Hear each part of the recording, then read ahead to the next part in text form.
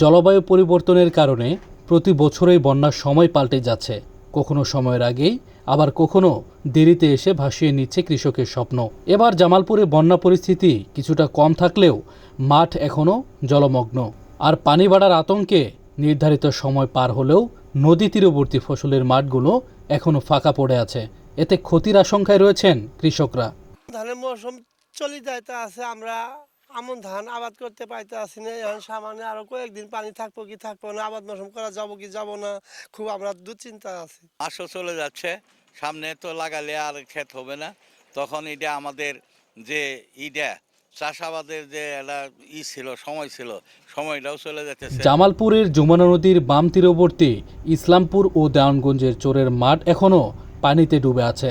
জমি থেকে পানি না নামায় ধান রোপণের উপায় নেই। এতে চরম উৎকণ্ঠায় রয়েছেন কৃষকরা। আমরা একটা ফসল শুধু পাই, এই একটা ফসলের জন্য আমরা হয়তো আরেকটা ফসল না লাগানোর জন্য চেষ্টা করি। লাগাইলাম, লাগানোর পরে ধান লাগানোর পরে দেখেন যে কয়েকদিন পরে আবার একটা বন্যা আসলো, আসার পর আবার খেয়ে চলে গেল। এর মধ্যে আমাদের আর্থিক আরও ক্ষতি হয়ে যায় বেশি।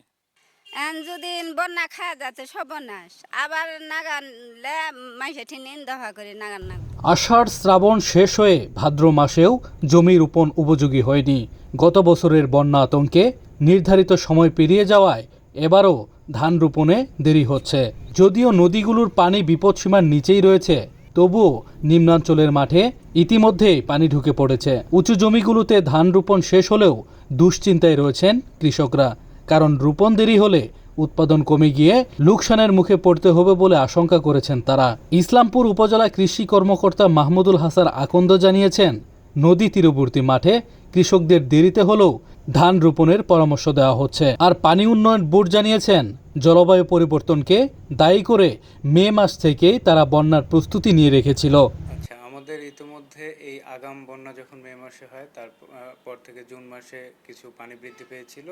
তারপর আমরা অনেক ভালনারেবল জায়গায় ইতিমধ্যে জরুরি প্রতিরক্ষা কাজ, অস্থায়ী প্রতিরক্ষা কাজ সম্পন্ন করেছি এবং বাকি আরও কিছু জায়গা আমাদের অবজারভেশনে আছে। স্টিল নাও আমরা অনেক জায়গাতে আপৎকালীন যে প্রতিরক্ষা কাজ অস্থায়ী, সেটা বাস্তবায়ন করতেছি এবং সামনে যে জায়গাগুলো ক্ষতিগ্রস্ত হওয়ার সম্ভাবনা রয়েছে সেগুলো অবজারভেশনে আছে এবং প্রয়োজন বোধে সেগুলোও জরুরি ব্যবস্থা গ্রহণ করা হবে। জামালপুরের ইসলামপুর ও দেওয়ানগঞ্জ উপজেলায় এখনও প্রায় 40% জমিতে ধান গাছ রোপণ বাকি রয়েছে। সময়মতো পানি না নামলে বড় ক্ষতির মুখে পড়বেন এখানকার কৃষকরা। হৃদয় আহমেদ শাওন, মুক্তকাল, ইসলামপুর, জামালপুর।